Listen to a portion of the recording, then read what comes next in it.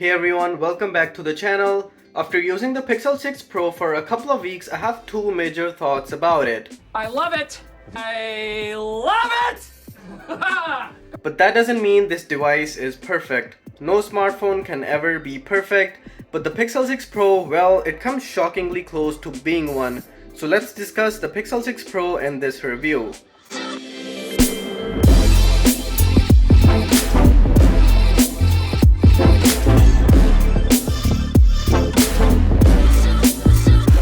Let's start with the design. I love it. It's unique, eye-catching, and finally gives the Pixel line its own sense of identity. Sure, the edges are a bit rough, but no one's going to notice it after putting on a case. But one thing people are sure to notice is how huge the phone is. I guess gone are the days of smaller Pixel phones. Now, I'm not a huge fan of the Stormy black color, and I really wish we got an orange color option like the Pixel 6. Now, this is also a solid built phone with clicky buttons, IP68 dust and water resistance, and plenty loud speakers. I do wish we had a frosted glass back like the S21 Ultra or the OnePlus 9 Pro. But what this phone has and the others don't is the amazing price tag. Gosh, $1,150 Canadian is the perfect amount of money for this phone. Easily beats the S21 Ultra and the OnePlus 9 Pro by a whopping $300 to $400. Now up front, there is the best display ever used on a Pixel phone. It's the 6.7-inch LTPO panel that refreshes from 10Hz to 120Hz, basically the same as every other flagship phone. Now the brightness numbers on this are not the highest, but I've had no issues with visibility in direct sunlight,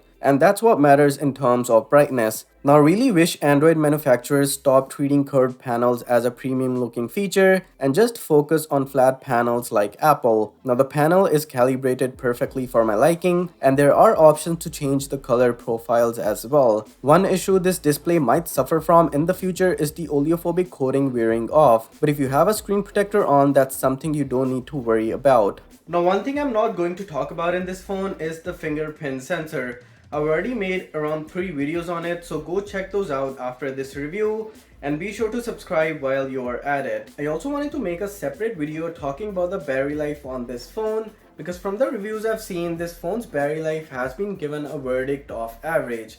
But my experience with this phone's battery life has actually been amazing. It has lasted me all day every single day without any hiccups. Now I will admit to the fact that adaptive battery takes its sweet time to kick in, but once it does, it's pretty damn amazing. Now I really wish Google had a way of transferring the adaptive battery profile from previous Pixel phones to the newer ones, but I guess that's too much of an ask. Now another thing I don't like to do in my reviews is talk about screen on time because I think it's definitely something I don't want to rely on. For example, there could be me who surfs the internet all day, watches YouTube, and gets 10 hours of screen on time, whereas there could be somebody else who likes to game at high brightness and just get 2 hours of screen on time. So tech reviewers definitely need to come up with a better way of conveying a phone's battery life other than screen on time. But one disappointment I do have with this phone is in terms of the charging speed. Now Google advertises 30 watt of fast charging on this phone, but once I plugged it in with the Google's 30 watt fast charger, I immediately noticed it wasn't as fast as I'd hoped it to be. Sure enough, a couple of days later, there were a few articles that pointed out the fact that the maximum charging speed this phone can attain is around 22 watts. That's something that's really disappointing for me. Now this is just too absurd. I really wish tech reviewers called out Google for this bullshit because Google definitely needs to be held accountable. Other than that, the battery life on this phone has been amazing for me. Now many questions lingered around Google Tensor before its launch.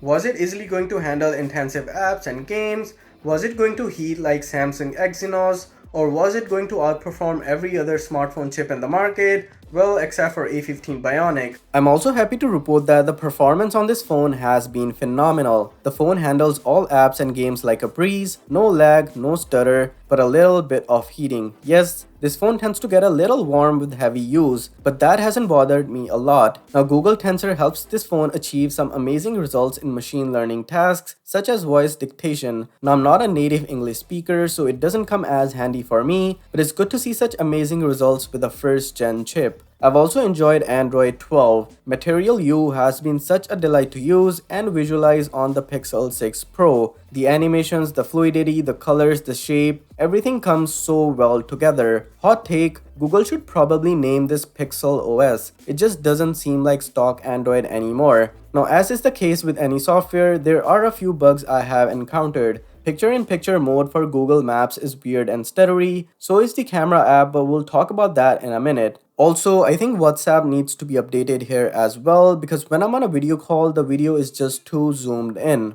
Now, I do like some new additions here as well. The notification when an app starts using the camera or the microphone, the ring around selfie camera when it's turned on, the ability to completely disable camera and mic access, one-handed mode, and many more. I'm sure there are tons of great videos highlighting the great features Android 12 has. There's also the ability to use themed icons that match the colors of the wallpaper. Now, it's a neat idea, but one that lacks proper implementation. Forget third-party apps, not even all Google apps support it, and that makes the home screen look kind of messy, so I haven't used that too often. I also miss the ability to customize the icon shape. I really like the teardrop one that Android 11 had. Now, another thing I miss is the ability to put the phone on vibrate by pressing the power and volume up button. Other than that, basic phone functions such as calls, Bluetooth, Wi-Fi have been working perfectly fine for me. I am happy Google decided to use a real earpiece instead of the fake one Pixel 5 had. Also, the haptics on this phone are next level. Google complements the sounds and touches with great haptic feedback.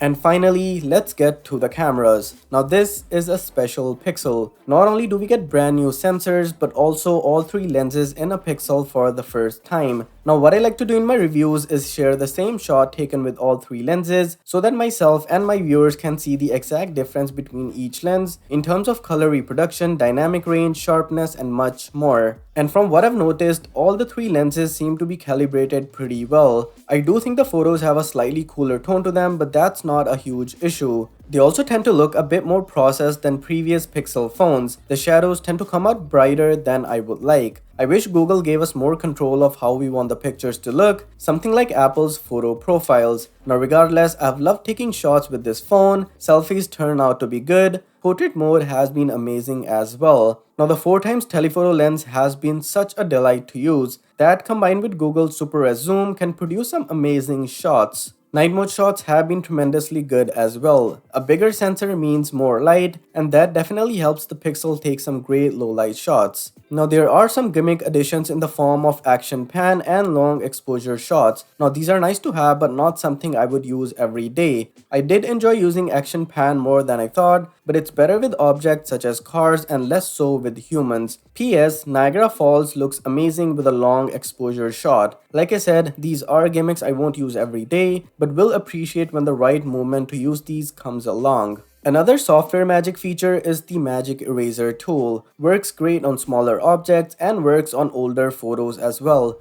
Surely something people who are in a lot of short-term relationships would appreciate. Now, the video quality on the Pixel phones has been steadily improving as well. All the A-roll shots you have seen so far in this review have been shot on the Pixel 6 Pro. Now, the front selfie camera can also shoot in 4K, so that's amazing too. But that doesn't mean this is the perfect camera. There are a few things I hate about this camera or things that Google should definitely improve. Now, the very first thing on the list is the ability to take high resolution shots. I mean, this phone has a 50 megapixel camera, but Google didn't add in the ability to take 50 megapixel shots. Now, the second is the lagging camera interface. When switching between lenses, there is a lag or stutter that's really irritating. This is so opposite to what Apple does. I mean, for a company that makes a huge deal about their cameras, Google sure didn't do a good job about flawless transition. Now, the shots also suffer from a lot of the halo effect. This is especially visible during night photography. Now, I'm not sure how much of this can be fixed with a software update, but this definitely needs to be fixed. I also think the ultrawide camera in the Pixel 6 Pro is not that great. I mean, it takes some really good shots, but Google missed the mark with this one. OnePlus did an amazing job with their ultrawide camera on the OnePlus 9 Pro, and even the iPhone 13 Pro has a macro mode embedded in the ultrawide camera, including autofocus, but Google didn't do anything special. Even the focus on the ultrawide camera is fixed. Now, another major feature missing is the ability to shoot 4K 60 with the ultrawide and the telephoto lens. I mean, god damn it, Google, If you want creators to take your phone seriously, you have to include shooting 4K 60 in all the cameras. There is just no excuse for that. What's the point of calling this phone a Pro if it can't shoot in 4K 60? Now this is the primary reason I won't switch to the Pixel 6 Pro full time.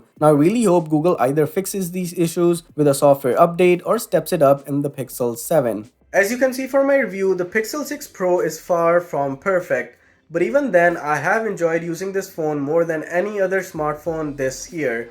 And that's partially because Google is finally taking the Pixel line seriously, and that's going to add the much needed competition for OnePlus, Samsung and Apple. And that's it for this review guys. Hopefully you enjoyed it. Be sure to like, comment and subscribe, and I will see you guys in the next one.